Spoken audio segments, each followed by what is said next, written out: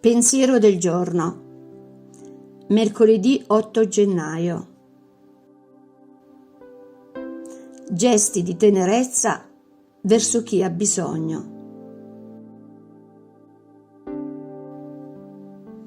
Durante la Seconda Guerra Mondiale, quando con i miei compagni scendevamo nei rifugi antiaerei, leggevamo il Vangelo. Diceva: amerai il prossimo tuo come te stesso. E noi ci chiedevamo: il prossimo? Dov'è il prossimo? Dov'è il prossimo? Era lì, accanto a noi. Era in quella vecchietta che a fatica, strisciando, raggiungeva ogni volta il rifugio. Dovevamo amarla come amavamo noi stessi, quindi dovevamo aiutarla in ogni occasione, sostenendola.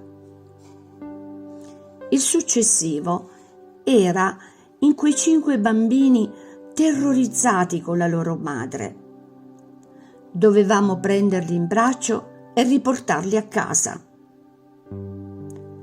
E il prossimo era in quella persona malata che non poteva lasciare la sua casa, incapace di mettersi in salvo, bisognosa di cure.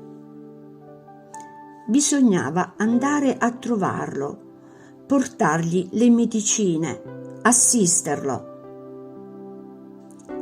Chiara Lubick, L'arte di amare, Cittanuova Editrice.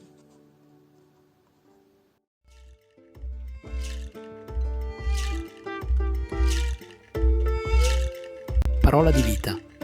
Gennaio 2025. Credi tu questo? Giovanni 11:26.